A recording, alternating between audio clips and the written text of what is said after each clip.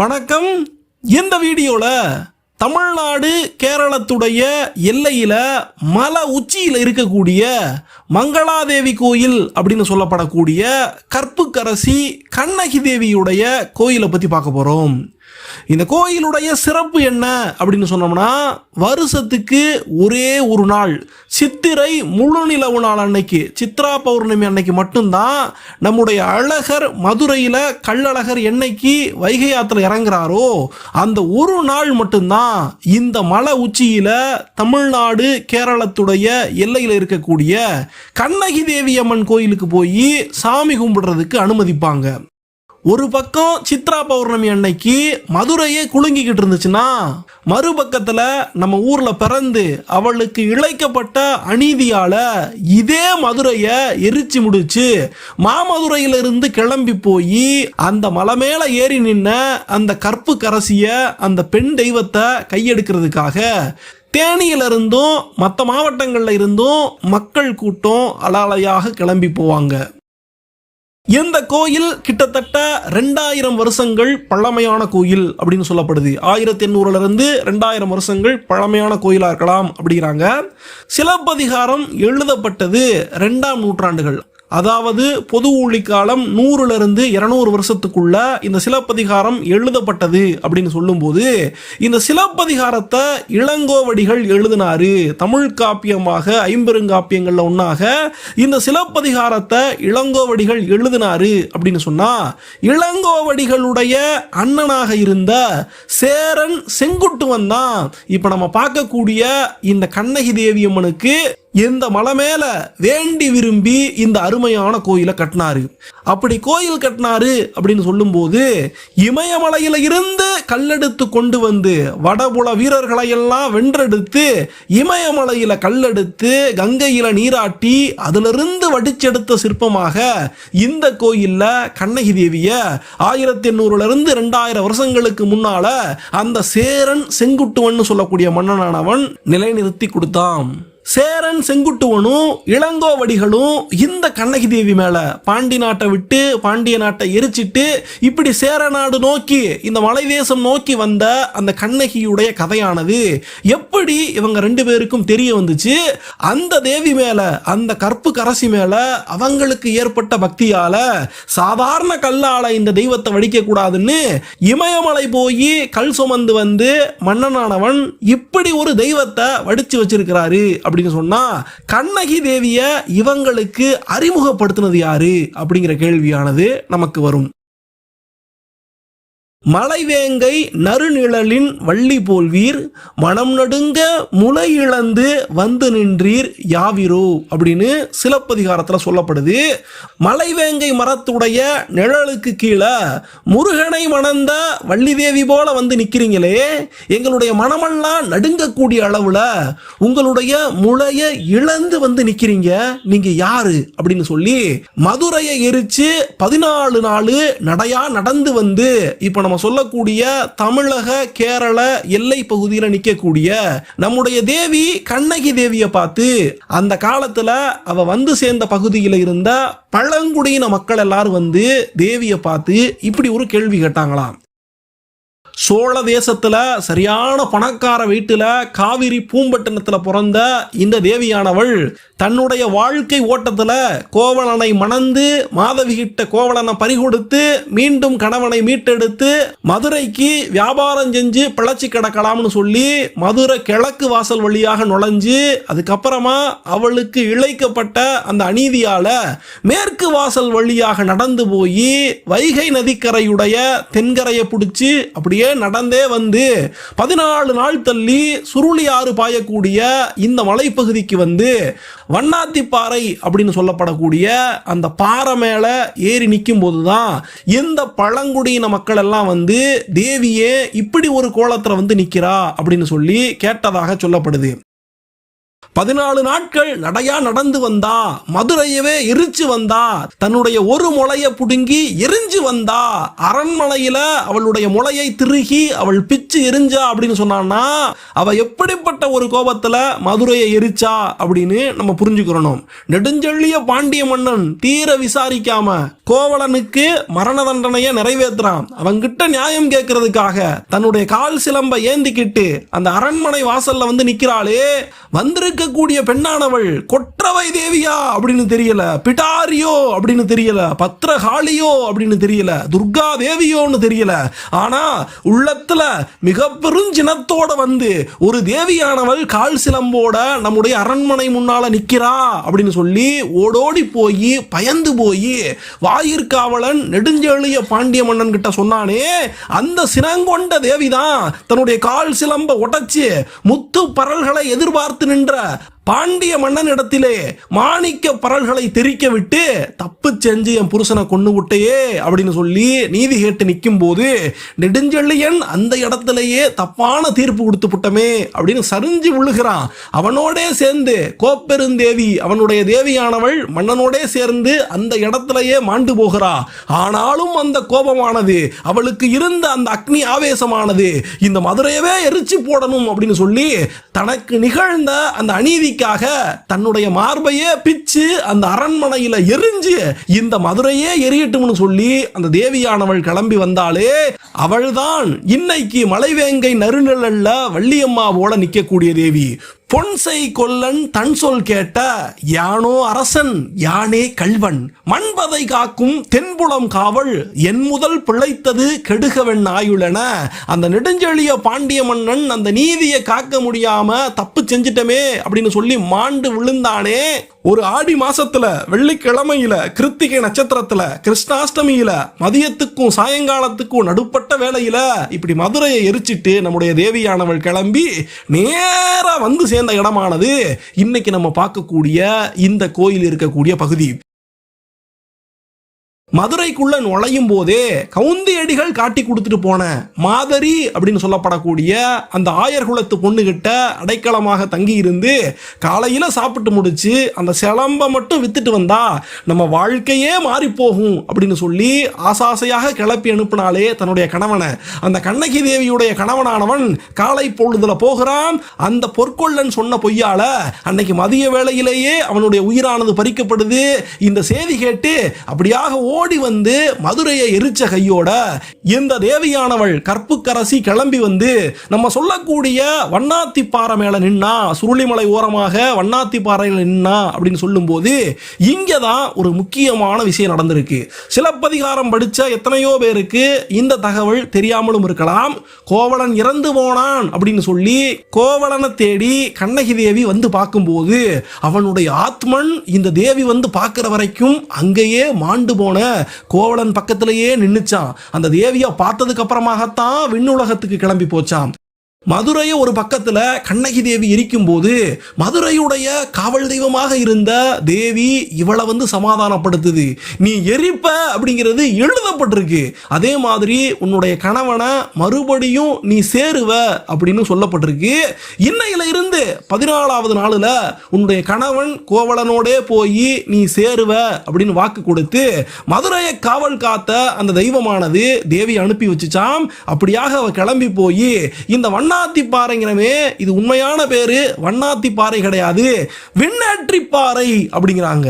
ஏன் விண்ணேற்றிப்பாறை? நம்ம கூகுள் மேப்ல எல்லாம் பார்த்தா கூட வண்ணாத்திப்பாறைன்னு தானே இருக்கு அப்படின்னு சொல்லி கேட்டோம்னா, இந்த வண்ணாத்திப்பாறை அப்படிங்கிறமே இங்கதான் புஷ்பக விமானத்துல தேவர்கள் எல்லாம் படைசூழ இங்க வந்து வானலோகத்தில் இருந்து கோவலனானவன் மங்கள நான் சூட்டி தாலியா மறுபடியும் கெட்டி இந்த கண்ணகி தேவிய இங்கிருந்து அப்படியே தன்னோடு அந்த புஷ்பக விமானத்துல வானலோகத்துக்கு சொர்க்கலோகத்துக்கு கூட்டிட்டு போனாரு அப்படின்னு சொல்லப்படுது.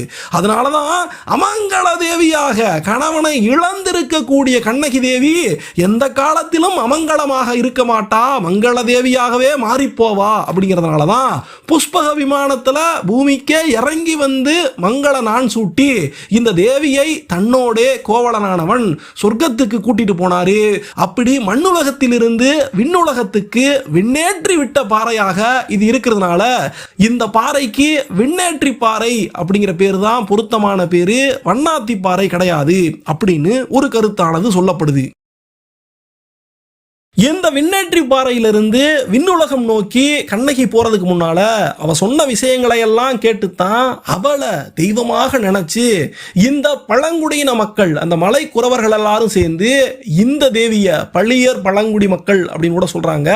இவங்களெல்லாம் தான் இந்த கண்ணகி தேவிய மண்ணுலகத்துல வாழ்ந்த பெண் தெய்வம் அப்படின்னு அவங்களுடைய காலகட்டத்திலேயே தெய்வமாக ஏத்துக்கிட்டு குன்ற குறவை, குன்றில் இருக்கக்கூடிய இந்த குறவர்கள் பாடக்கூடிய ஒரு பாட்டாக, ஒரு விசேஷமாக குன்ற குறவை அப்படின்னு சொல்லி கண்ணகி இப்படி வானுலகத்துக்கு போன 15வது நாள அவங்க விசேஷமாக எடுத்து கொண்டாட ஆரம்பிச்சாங்க. அப்படி இந்த குன்ற குறவையானது நடக்கக்கூடிய இதே நேரத்தில் பக்கத்துல வஞ்சியை தன்னுடைய தலைநகரமாக வச்சு ஆட்சி செய்யக்கூடிய சேரன் செங்குட்டுவனானவன் இந்த மக்களை எல்லாம் சந்திக்கிறாரு. இன்னைக்கு கொடுங்கலூர் அப்படின்னு சொல்லப்படக்கூடிய பகுதி தான் வஞ்சியாக இருந்துச்சு. இந்த வஞ்சியிலிருந்து இந்த மலைநாட்டு மக்களை எல்லாம் அந்த சேரன் செங்குட்டுவ மன்னனானவன் சந்திக்கும் போது அவங்கிட்ட இந்த ஒரு தகவலை இந்த மக்கள் எல்லாரும் பகிர்ந்துக்கிறாங்க.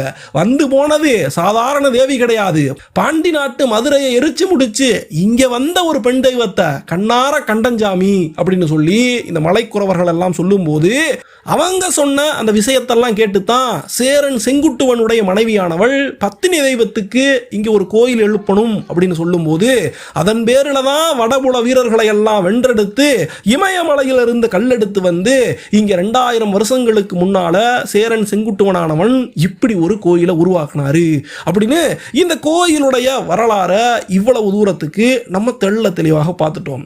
அடுத்து சங்க காலத்து வரலாறை விட்டுட்டு இன்னைக்கு என்ன நடக்குது, இந்த கண்ணகி தேவி கோயில் என்ன மாதிரியான ஒரு சூழ்நிலையில இருக்குது, இந்த கண்ணகி தேவிய வழிபாடு செய்யறதுல என்னென்ன சிக்கல்கள் எல்லாம் இருக்கு அப்படின்னு தொடர்ச்சியாக பார்க்க போறோம். இந்த கோயில் கரெக்டா எங்க இருக்கு அப்படின்னு சொல்லி கேட்டோம்னா தமிழ்நாடு கேரளத்துடைய எல்லையில இருக்கு அப்படின்னு சொன்னோம். ஆனா கரெக்டா சொல்லணும், தமிழ்நாட்டு எல்லைக்குள்ள இருக்கா இல்ல கேரளத்து எல்லைக்குள்ள இருக்கா அப்படிங்கிறது தான் இன்னைக்கு பேசுபொருள். இந்த கோயிலுக்கு போறதுக்கு 2 வழிகள் இருக்கு. ஒன்று, தமிழ்நாட்டு வழியாக இந்த கோயிலுக்கு போகணும் அப்படின்னு சொன்னோம்னா தேனி மாவட்டத்தில் கம்பத்துக்கு போகணும். கம்பத்தில் இருந்து பள்ளியங்குடி அப்படிங்கிற கிராமத்துக்கு போனோம்னா அந்த கிராமத்தில் இருந்து மலைப்பாதையானது ஆரம்பிக்கும். கிட்டத்தட்ட ஒரு 6.5 கிலோமீட்டருக்கு மலைப்பாதை வழியாகவே நம்ம ஏறி இறங்கி 6 மலைகளை தாண்டி போனோம் அப்படின்னு சொன்னோம்னா இந்த கண்ணகி தேவியை நம்ம போய் கும்பிட்டு வர முடியும். அதனால தமிழ்நாட்டு வழியாக கண்ணகி தேவியை பார்க்கணும் அப்படின்னு சொன்னா யாரா இருந்தாலும் சரி, ரொம்பவே வயசானவங்கள்லாம் வருவாங்க, பெண்கள் வருவாங்க, குழந்தை குட்டிங்க வரும், இவங்க யாரா இருந்தாலும் 6.5 கிலோமீட்டரை அவங்க இந்த மலைகள் மேல ஏறி கால்நடையாக கடந்து வந்துதான் இந்த கண்ணகி தேவியை கும்பிட்டுட்டு போக முடியும். அதே நேரத்தில் இன்னொரு வழி இருக்குது, அதுதான் கேரளத்து வழியாக இந்த கோயிலுக்கு வரக்கூடிய வழி. குமுளியில, கேரளத்தில் இடுக்கி மாவட்டத்தில் இருக்கக்கூடிய குமுளியில இருந்து ஒரு 14-15 கிலோமீட்டர் ஜீப்லயே வந்தோம்னா கோயில் வரைக்குமே ஜீப் வந்து நம்மளை இறக்கி விட்டுட்டு போகும். அப்படி குமுளி வழியா ஜீப்லயே வர்றதுக்கு ஒரு 1.5 மணி நேரத்துல இருந்து 2 மணி நேரம் அந்த 15 கிலோமீட்டர் தொலைவை ஜீப்ல வரும்போது புழுதி பறக்க நம்ம வந்து சேர முடியும். சரி, எப்படி கோயிலுக்கு வர்றது அப்படின்னு பார்த்துட்டோம். ஆனா கோயில் தமிழ்நாடு எல்லைக்குள்ள இருக்கா கேரளத்து எல்லைக்குள்ள இருக்குதா அப்படிங்கிற அந்த விஷயத்தை நம்ம பார்க்கணும். சரி, எப்படியோ நம்ம கண்ணகி தேவி அப்படின்னு சாமி கும்பிட வந்துட்டோம். இந்த கோயில் கேரளத்து எல்லைக்குள்ள இருந்துட்டா தான் என்ன, இல்ல தமிழ்நாடு எல்லைக்குள்ள இருந்துட்டா தான் என்ன, நமக்கு தேவை சாமி கும்பிடுறதானப்பா, சந்தோஷமா கும்பிட்டு போயிட வேண்டியதானே அப்படின்னு நம்ம அதை மேலோட்டமாக பார்க்கலாம். ஆனா உண்மையிலேயே இந்த கோயிலை யாரு பராமரிக்கிறது, எப்படி பராமரிக்கிறது, எத்தனை நாள் சாமி கும்பிடணும், எத்தனை மணிக்கு போகணும், எத்தனை மணிக்குள்ள வரணும், இப்படின்னு ஏகப்பட்ட கட்டுப்பாடுகள் இந்த கோயில்ல நம்ம கண்ணகி தேவியை கும்பிட போறதுக்கு இத்தனை கட்டுப்பாடுகள் நியமிக்கப்படுது அப்படின்னு சொல்லும் போது இந்த கேள்விகளுக்கெல்லாம் விடை தேடி போகணும் அப்படின்னு சொன்னா இந்த கோயிலை யாருப்பா நிர்வகிச்சு வர்றாங்க, யாருப்பா கண்காணியா இருக்காங்க அப்படிங்கிறது தான் முக்கியமான ஒரு விடையாக நம்ம தெரிஞ்சுக்க வேண்டிய விஷயம். கவர்மெண்ட் ரெக்கார்டு படி இந்த கோயில் எந்த எல்லைக்குள்ள இருக்குது, மேப்பு படி இந்த கோயில் எந்த எல்லைக்குள்ள இருக்குது அப்படியெல்லாம் நம்ம தெள்ள தெளிவாக ஆராய்ச்சி பண்ணணும் அப்படின்னு சொன்னா 1975-76களில் ஒரு சர்வே எடுத்திருக்காங்க. இந்த வண்ணாத்தி பாறை மேல கண்ணகி தேவி கோயில் எந்த இடத்துல இருக்குது, தமிழ்நாடு எல்லையா கேரள எல்லையா அப்படின்னு தீர்மானிக்கிறதுக்காக தமிழ்நாட்டில இருந்து சில அதிகாரிகள், கேரளத்தில் இருந்து சில அதிகாரிகள் இவங்கெல்லாம் சேர்ந்து அனந்த பத்மநாபன் அப்படின்னு சொல்லக்கூடிய ஐயாவுடைய தலைமையில் அந்த சர்வேயானது நடத்தி முடிக்கப்படுது. அந்த சர்வேயுடைய முடிவில் 33 மீட்டர் அளவுக்கு இந்த கோயிலானது தமிழ்நாடு எல்லைக்கு உள்ளதான் வருது. இந்த கோயிலிருந்து 33 மீட்டர் தாண்டி தான் கேரளத்துடைய எல்லை பகுதி வருது அப்படின்னு அந்த சர்வே முடிவுகளானது வெளியிடப்படுது. தமிழ்நாட்டு அதிகாரிகளும் கேரள அதிகாரிகளும் ஒத்துக்கிட்டு கையெழுத்து போட்டு அந்த சர்வேயானது அன்னைக்கு முடிச்சு வைக்கப்படுது. ஆனாலும் கண்ணகி தேவியுடைய கோயிலை தமிழ்நாட்டு எல்லைக்குள்ள வரக்கூடிய கோயில், நமக்கும் அந்த கோயிலுக்கும் எந்த சம்பந்தமும் இல்லை அப்படின்னு கேரள அரசாங்கமானது ஒதுங்கிக்கிறாம இந்த கோயிலை அவங்களுடைய கோயில் அப்படின்னு அவங்க காலாகாலத்துக்கும் காட்டுறதுக்கு முயற்சி செஞ்சாங்க. அதுல ஒரு படிக்கட்டா தான் 1976 வருஷத்துல இப்ப நம்ம பார்க்கிறோமே இந்த இடம் பூராமே ரிசர்வ் ஃபாரஸ்ட், பெரியார் டைகர் ரிசர்வுக்குள்ளதான் இந்த கண்ணகி தேவியுடைய கோயில் வருது அப்படின்னு சொல்லி ஒரு வரைபடத்தை 1976லேயே டைகர் ரிசர்வுக்குள்ள இந்த கண்ணகி தேவி கோயில் இருக்குது. Tiger reserve, Periyar tiger reserve எங்க கட்டுப்பாட்டுக்குள்ள இருக்கு, சோ கேரளத்துடைய எல்லைக்குள்ள இருக்குது அப்படிங்கிற மாதிரியான வரைபடமானது கேரள அரசால உருவாக்கப்படுது. அது மட்டும் இல்லாம இவ்வளவு நாளா பெருசா கவனிக்காம இருந்த இந்த கண்ணகி தேவி கோயிலுக்கு ஒரு 14 கிலோமீட்டர் தொலைவுக்கு குமுளி, இடுக்கியில் இருக்கக்கூடிய குமுளியிலிருந்து 14 கிலோமீட்டர் தொலைவுக்கு மண் ரோட அந்த காலத்தில் இருந்த கேரள அரசாங்கமானது அடிதடியாக போட்டு முடிக்குது.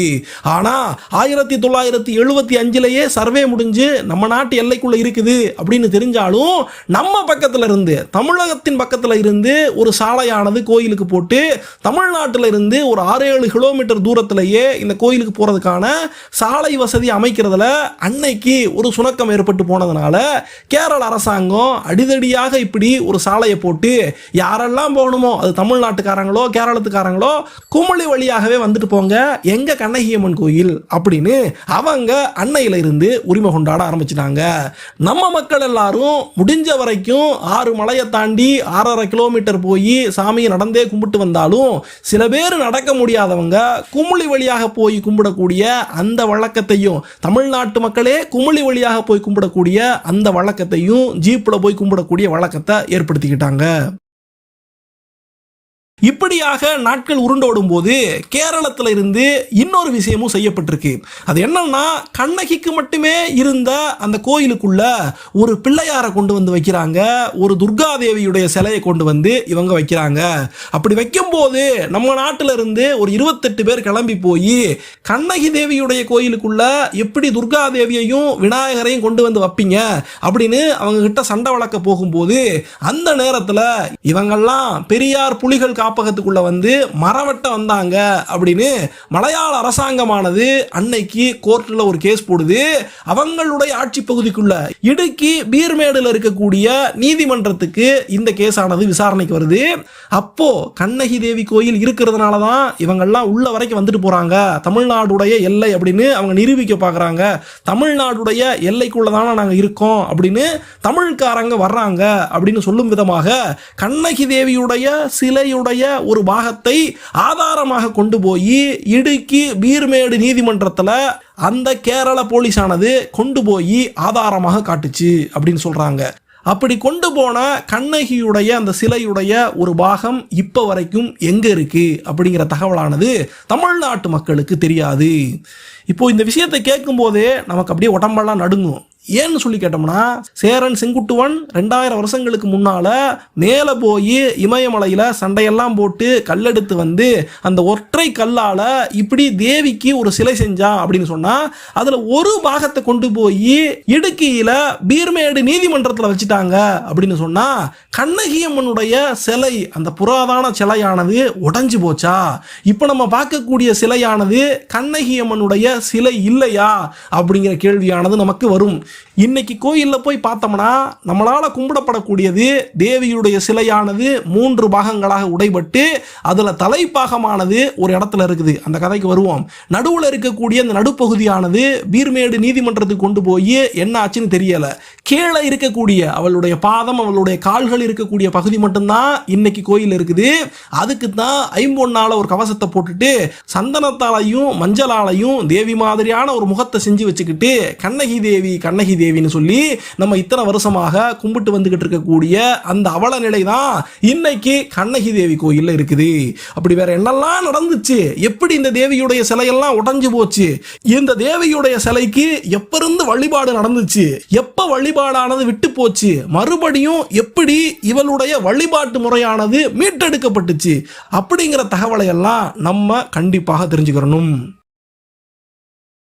சேரன் செங்குட்டுவன் யாராலையும் செய்ய முடியாத ஒரு விஷயத்த அந்த இமயமலை கல்லால தேவிக்கு சிலை வடிச்சு அவனுடைய தேவி கேட்டுக்கிட்டதின் பேரில் இந்த பத்தினி தெய்வத்துக்கு இங்கே ஒரு கோயில் எழுப்பி அருமையாக பூஜைகளை எல்லாம் செஞ்சு வந்து விழா எடுத்து வந்து இதை கோலாகலமாக பல 100 வருஷங்கள் அதுக்கு பின்னால் வந்த மக்கள் எல்லாம் கும்பிட்டு வரக்கூடிய வேளையில் 13-14ஆம் நூற்றாண்டுகள் வரைக்குமே அருமையாக கண்ணகி தேவிக்கான வழிபாடுகள் இங்கே தொடர்ச்சியாக நடந்து வந்துகிட்டு இருக்கு. இந்த கோயிலுடைய கல்வெட்டு பார்த்தோம் அப்படின்னு சொன்னாலே 9 கல்வெட்டுகள் கிடைச்சிருக்கு. அதுல 7 கல்வெட்டுகள் பாண்டியர்களுடைய காலத்து கல்வெட்டுகள், 2 கல்வெட்டுகள் சோழர்களுடைய கல்வெட்டுகள், அதுலயும் ராஜராஜ சோழனுடைய காலத்திய 11ஆம் நூற்றாண்டு கல்வெட்டு, குலசேகர பாண்டியனுடைய காலத்திய 13ஆம் நூற்றாண்டு கல்வெட்டுகள் எல்லாம் கிடைச்சிருக்கு. இந்த கல்வெட்டுகள்ல இந்த கோயிலுக்கு பூஜை செய்யறதுக்காக எப்படி நிலங்கள்லாம் தானமாக கொடுக்கப்பட்டுச்சு அப்படிங்கிற விஷயங்கள் எல்லாம் தெள்ள தெளிவாக சொல்லப்படுது.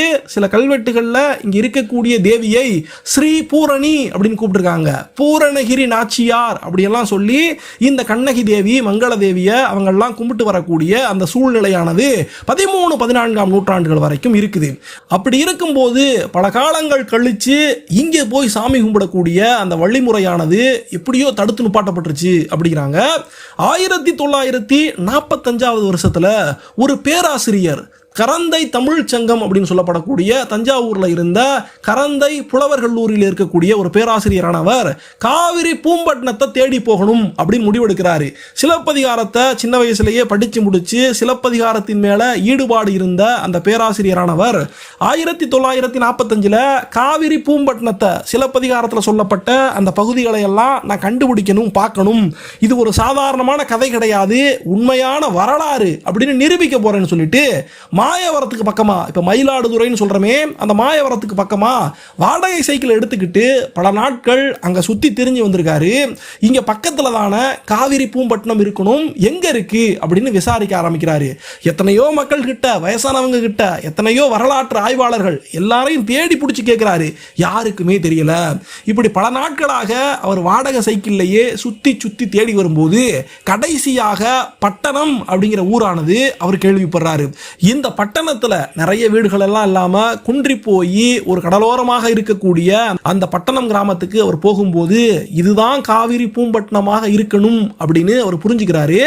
அதனால ஒரு கட்டுமரத்துல ஏறி நல்லா மூழ்கி கடலுக்குள்ள போய் தேடி முத்தெடுக்கக்கூடிய முழுக்காளிகள் சில பேரை கூப்பிட்டுக்கிட்டு போய் கடலுடைய ஆழமும் கம்மியா தான் இருக்கு அந்த பகுதியில், கொஞ்சம் தூரம் போய் கடலுக்கு அடியில என்னதான் இருக்குன்னு போய் எடுத்துட்டு வாங்க, ஏதாவது தடயங்கள் கிடைக்குதா அப்படின்னு பார்க்கும்போது அவங்க கடலுக்குள்ள மூழ்கி போய் கடலுக்கு அடியில் இருந்த பாசம் பிடிச்சி போய் கிடந்த, சிதலமடைஞ்சு போய் கிடந்த சில கட்டிடத்துடைய எச்சங்கள், மண்பானை ஓடுகள் இதையெல்லாம் எடுத்து கொண்டு வந்து காட்டும்போது இங்கே ஒரு பெரிய நகரம் இருந்திருக்கு. அதுக்கப்புறமா கடலால் கொல்லப்பட்டு இன்னைக்கு காவிரி பூம்பட்டினம் கடல் கொண்ட பட்டணமாக மாறி அதனுடைய கரையில் இன்னமும் பட்டணம்னு சொல்லி ஒரு ஊர் இருக்கு அப்படின்னு முதல் புள்ளிய அவர் கண்டுபிடிக்கிறாரு. இப்படி 1945 காவிரி பூம்பட்டினத்திலிருந்து ஆரம்பிச்சு 12 வருஷங்கள் சிலப்பதிகாரத்தில் சொல்லப்பட்டபடி நடையா நடந்து வந்து கால்நடையாகவே ஆராய்ச்சி பண்ணி பல தடயங்களை சிலப்பதிகாரத்தில் சொல்லப்பட்டதை அவர் கண்டுபிடிச்சிக்கிட்டே வர்றாரு.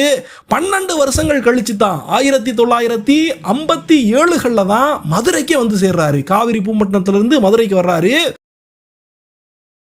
இப்படி பல இடங்கள்லையும் தொடர்ச்சியாக ஆராய்ச்சி பண்ணி மதுரைக்கு வந்து சேர்ந்ததுக்கு அப்புறமா மதுரையில திருப்பரங்குன்ற சாலையில இடுகாடாக இருக்கக்கூடிய கோவலன் திடல் அப்படின்னு சொல்லப்படக்கூடிய ஒரு இடத்தை கண்டுபிடிக்கிறாரு.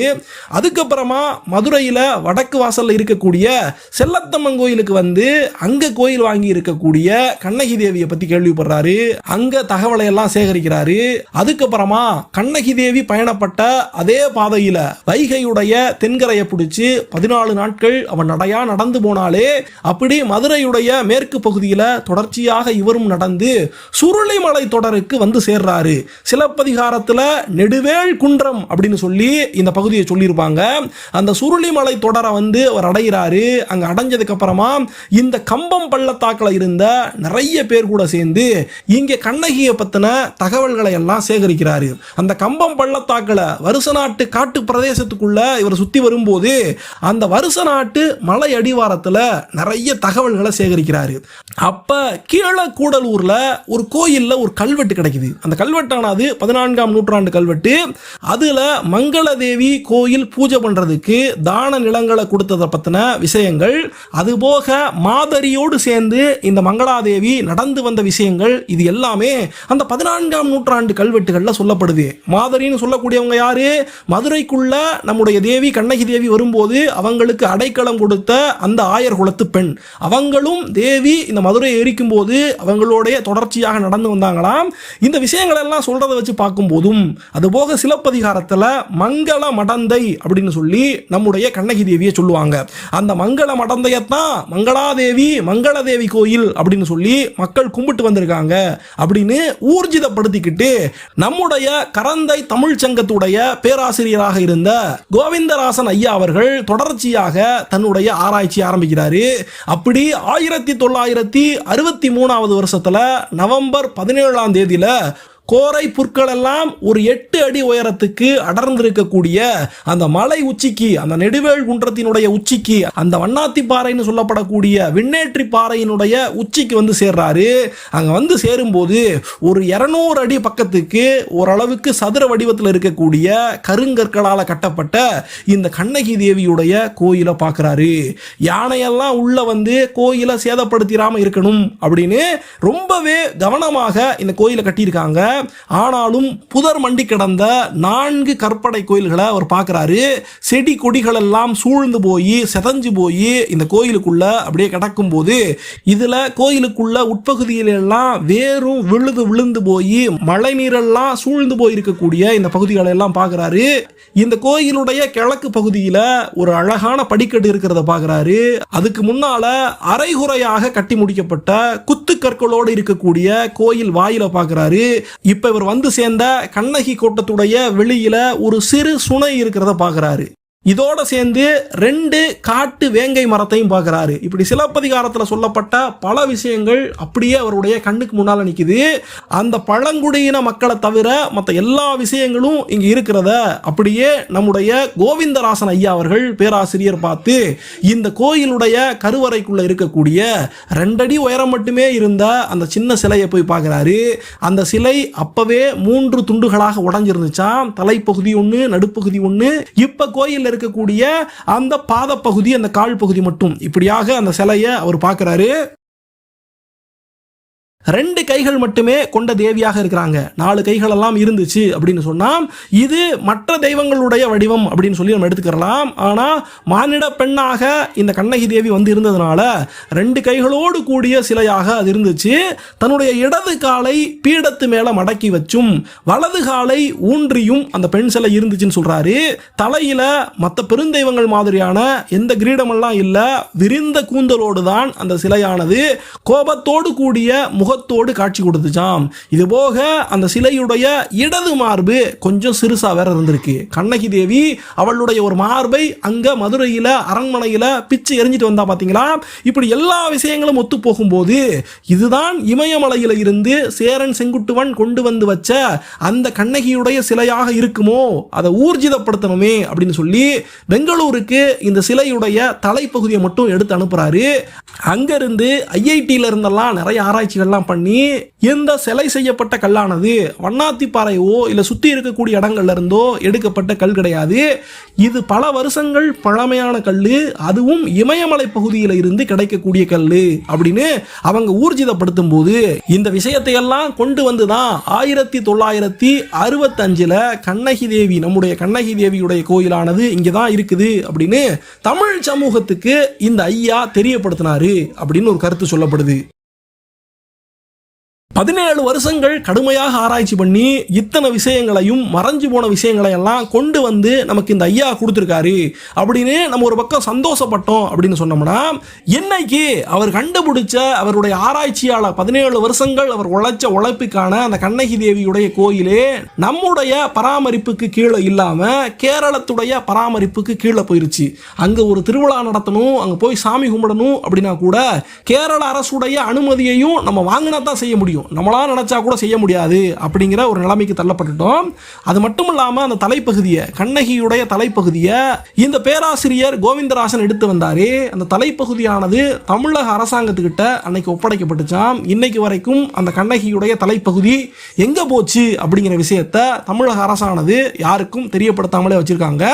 இன்னொரு பகுதி சிலையுடைய நடுப்பகுதி பீர்மேடு நீதிமன்றத்துக்கு போச்சு, அதுவும் என்னாச்சுன்னு தெரியல. இப்ப கால் பகுதியை மட்டும் நம்ம கும்பிடக்கூடிய நிலைமையானது இருந்துகிட்டு இருக்கு அப்படின்னு நிறைய வரலாற்று ஆய்வாளர்கள் இந்த இடத்துல கும்பிரிக்கிட்டு இருக்காங்க. 1983 அப்புறமா கேரள தொல்லியல் துறையானது இந்த கோயிலை அவங்களுடைய கட்டுப்பாட்டுக்குள்ள கொண்டு வந்துடுறாங்க. ஒரு தமிழ்நாடு எல்லைக்குள்ள இருக்கக்கூடிய கோயிலை கேரள தொல்லியல் துறை எப்படி எடுத்துக்கிற முடியும்? ஆனாலும் கேரள தொல்லியல் துறையுடைய கட்டுப்பாட்டுக்குள்ள இந்த கோயில் போகுது. அந்த நேரத்தில் எல்லாம் எதிர்த்து போராடாம நம்ம கேரளத்துக்கு இந்த கோயிலுடைய பகுதிகளை எல்லாம் விட்டு கொடுக்க ஆரம்பிச்சிட்டோம். அதனாலதான் ஒரு காலத்துல எல்லாம் இந்த கோயில்ல சாமி கும்பிட வரணும் அப்படின்னு சொல்லி 28 நாட்கள் எல்லாம் மக்கள் விரதம் இருந்து வருவாங்களாம். இந்த 28 நாளை 23 நாளா மாத்திருக்காங்க, அப்புறம் 2 வார காலம் இருக்காங்க, அப்புறம் 1 வார காலம் இருக்காங்க, அப்புறம் 3 நாள் வந்து சாமி கும்பிட்டு போங்க இருக்காங்க. இப்ப ஒரே ஒரு நாள் தான், காலையில 6 மணிக்கு ஆரம்பிச்சோம்னா மத்தியானம் 3 மணிக்குள்ள நீங்க எல்லாரும் சாமி கும்பிட்டு சாயங்காலம் 6 மணிக்குள்ளேயே வீட்டுக்கு திரும்பி போயிடணும் அப்படின்னு சொல்லக்கூடிய அளவுல இன்னைக்கு இந்த கோயில்ல எவ்வளவு நேரம் சாமி கும்பிடணும் அப்படின்னு இந்த பக்கம் தேனியுடைய மாவட்ட ஆட்சித் தலைவரும் அந்த பக்கம் இடுக்கியுடைய மாவட்ட ஆட்சித் தலைவரும் 2 பேரும் சேர்ந்து பேசி இப்படி சாமி கும்பிடுறதுக்கான வழிமுறைகளை எல்லாம் அவங்க வகுத்து கொடுத்து மக்கள் ரொம்பவே சிரமத்துக்கு இடையில வேக வேகமாக போய் சாமி கும்பிட்டு திரும்பக்கூடிய இந்த ஒரு நிலைமையில நம்ம இருக்கோம். இதுக்கு காரணமாக அவங்க சொல்லக்கூடியது, இது ஒரு புலிகள் சரணாலயம், இது ஒரு ரிசர்வ் ஃபாரஸ்ட், அதனால ஒரு நாள் மட்டும்தான் டைம் கொடுப்போம் அப்படின்னு சொல்லி தேசிய புலிகள் ஆணையத்தில் வேணா போய் முறையிட்டுக்கங்க, மற்றபடி நாங்க எந்த ஒரு அனுமதியும் கொடுக்க மாட்டோம் அப்படின்னு கேரள அரசாங்கமானது இந்த விஷயத்துல ரொம்பவே ஒரு கடுமையான நிலைப்பாட்டை எடுத்து வச்சிருக்காங்க. அதனுடைய தொடர்ச்சியாகத்தான் ஒரு துர்காதேவியுடைய சிலையை இங்க இருக்கக்கூடிய ஒரு கற்கோயில வச்சு கேரள நம்பூதிரிகளை கொண்டு வந்து பூசை பண்ண ஆரம்பிச்சிட்டாங்க. காலங்காலமாகவே தேனியில இருந்து கண்ணகி தேவிக்கு வழிபாடு பண்ணக்கூடிய ஒரு குடும்பம் மட்டுமே வந்து இங்க பூசை வச்சுட்டு போகுமா. அப்படி இருக்கும்போது இங்க கேரளத்தினுடைய அந்த ஆதிக்கத்தை காட்டணும் அப்படிங்கிறதுக்காக சம்பந்தம் இல்லாம ஒரு துர்காதேவியுடைய சிலையை இங்க புகுத்தி மொத்தம் 2 இடங்கள்ல பூசை செய்யப்படும். கண்ணகி தேவிக்கு இப்படி வழி வழியாக கைமாறி வந்த அந்த பழக்கத்தின்படி அந்த தேனி மாவட்டத்திலிருந்து வரக்கூடிய ஒரு குடும்பமானது பூஜை செய்யுது. இன்னொரு பக்கம் துர்காதேவிக்கு கேரளத்து நம்பூதிரிகள் பூஜை செய்யக்கூடிய அந்த விஷயத்தை எல்லாம் இங்க நம்மளால பார்க்க முடியும். சரி, கேரள அரசாங்கம் இந்த கோயிலை அவங்களுடைய எல்லைக்குள்ளதான் வச்சுக்கிறாங்க, அதுக்காக அவங்க முயற்சி செய்யறாங்க அப்படின்னு பார்த்தா கூட இந்த கோயிலையாவது சரியா பராமரிச்சிருக்கலாமே அப்படின்னு சொல்லி பார்த்தா அவங்களுக்கு இந்த கோயில் பெரிய அளவுல கும்பிடப்படுறதுல பெருசா விருப்பமே இல்லை. இருந்தாலும் இந்த கோயில்ல மக்கள் எல்லாம் வருஷத்துல ஒரு நாளாவது கும்பிட விடலைன்னா ரொம்பவே கரைச்சல் பண்ணுவாங்களே அப்படிங்கிறதுக்காகத்தான் கும்பிட விட்டுக்கிட்டு இருக்காங்க. ஒருவேளை இந்த கோயில் சிறப்பான முறையில் கும்பிடப்பட்டு வந்தா சபரிமலைக்கு வரக்கூடிய கூட்டமானது குறைஞ்சு போயிருமோ அப்படின்னு கேரளத்தின் பக்கம் நினைக்கிறாங்க அப்படின்னும் ஒரு கருத்தானது சொல்லப்படுது. பளியங்குடியிலிருந்து, இங்க தமிழ்நாட்டிலிருந்து பளியங்குடியிலிருந்து ஒரு 6 கிலோமீட்டருக்கு நம்முடைய தமிழ்நாட்டுடைய இந்து சமய அறநிலையத்துறை ஒரு ரோடு போட்டு விட்டுட்டாங்க. அது மட்டும் இல்லாம 1975-76 சர்வே படி எங்களுடைய எல்லைக்குள்ளதான் இந்த கோயில் இருக்குது அப்படின்னு சொல்லி இவங்க கேரள அரசோடு பேச்சுவார்த்தை நடத்தி தெளிவாக இது தமிழ்நாட்டு கோயில் அப்படின்னு வரையறுத்துட்டாங்க அப்படின்னு சொன்னா சொன்னா இந்த பக்கம் ஒரு பக்கம் மக்களுடைய கூட்டமானது அலமோதும் பழனி மாதிரியாக இந்த கோயிலும் பெரிய கோயிலாயிரும், நம்ம ஐயப்பன் கோயிலுக்கு வரக்கூடிய கூட்டம் குறைஞ்சு போயிருமோ அப்படின்னும் அவங்க இந்த கோயிலை பெருசா நிர்வகிக்காம பெரிய அளவில் எந்த திருப்பணிகளை எடுத்து செய்ய விடாம அப்படியே சிதலமடைஞ்சு போய் அருமையாக அந்த காலத்தில் கட்டப்பட்ட கோயிலானது இன்னைக்கு சில கற்களோடு கூடி இருக்கக்கூடிய சிதலமடைந்த இந்த அமைப்போடு இருக்குது அப்படின்னு தமிழ் ஆர்வலர்கள் எல்லாம் கொந்தளிக்கிறாங்க. சரி, எது எப்படி இருந்தாலும் நம்முடைய வரலாற்றில் இருந்த ஒரு முக்கியமான விஷயத்தை கோவிந்தராசன் ஐயா அவருடைய 17 ஆண்டுகால உழைப்பால நமக்கு மீட்டு கொடுத்தாரு அப்படின்னு ஒரு பக்கம் அவரை போற்றிக்கிட்டு இருக்கக்கூடிய நேரத்தில் இந்த கண்ணகி தேவியுடைய வழிபாடு 1965 அவர் வெளிக்காட்டினதுக்கு அப்புறம் தான் நடக்குது. அப்படியெல்லாம் கிடையாது. 1898 கண்ணகி வழிபாடானது இங்கே நடத்தப்பட்டிருக்கு அப்படின்னு பக்கத்தில் இருக்கக்கூடிய கூடலூர் மக்கள் எல்லாம் சொல்றாங்க. அதுபோக சமீபத்தில் 1955 கூட கூடலூர் தமிழ் சங்கத்தில் இருந்து வண்ணமுத்து அப்படின்னு சொல்லக்கூடிய பேராசிரியருடைய ஆராய்ச்சியின் விளைவாக ஏற்கனவே இந்த கண்ணகி தேவியுடைய கோயில் எல்லாம் நாங்கள் கண்டுபிடிச்சு வழிபாடு நடத்திக்கிட்டு தான் இருந்தோம் அப்படின்னும் ஒரு கருத்தானது சொல்லப்படுது. எது எப்படியோ கேரள அரசாங்கமானது தானும் இந்த கோயிலை பராமரிக்காம தமிழ்நாட்டு அரசையும் இந்த கோயிலை பராமரிக்க விடாம ஒரு மாதிரியான நிலைப்பாட்டுக்குள்ள வச்சுட்டு இந்த எல்லையை மட்டும் இந்த கோயிலை மட்டும் தன்னுடைய எல்லைக்குள்ள கொண்டு வரக்கூடிய அந்த வேலையை மட்டும் பார்த்துக்கிட்டு இருக்கு. வருஷத்துல ஒரு நாள் சித்ரா பௌர்ணமி அன்னைக்கு இந்த கோயில சாமி கும்பிட போறாங்க அப்படின்னு சொன்னோம்னா 75% மக்கள் நம்முடைய தமிழ் மக்கள் தான் போறாங்க. 25% பேர் மட்டும்தான் கேரளத்து மக்கள் வந்து இந்த கோயில சாமி கும்பிட்டுக்கிட்டு இருக்காங்க. நம்முடைய உரிமையை மீட்டெடுத்து நம்ம மண்ணில் பிறந்து சாமியாகி இப்படி வெண்ணேறி போன அந்த கற்புக்கரசி அந்த தேவி கண்ணகி தேவியுடைய கோயிலை சிறந்த முறையில் பராமரித்து நமக்கு பின்னால் வரக்கூடிய சந்ததிகளும் இவ்வளவு தூரம்னாலும் பரவாயில்லன்னு கஷ்டப்பட்டு குழந்தைகளோடு வயதானவர்களெல்லாம் ஏறி போய் 6 மலை தாண்டி இந்த சாமி கும்பிட்டு வராங்களே, இந்த சாமியுடைய வழிபாடு அப்படியே அழிஞ்சு போகாம காலாகாலத்துக்கும் காத்து கொடுக்கணும் அப்படிங்கிறது இந்த அரசாங்கத்துடைய கடமை. நம்முடைய ஒவ்வொரு மக்களும் வாழ்க்கையில ஒரு முறையாவது இந்த கண்ணகி தேவியுடைய கோயிலுக்கு போய் அந்த தெய்வத்தை கும்பிட்டு வரணும். இந்த வீடியோ உங்களுக்கு பிடிச்சிருந்துச்சுன்னா ஒரு லைக் கொடுங்க. இந்த வீடியோ எப்படி இருந்துச்சுன்னு கமெண்ட்ஸ்ல சொல்லுங்க. நன்றி, வணக்கம்.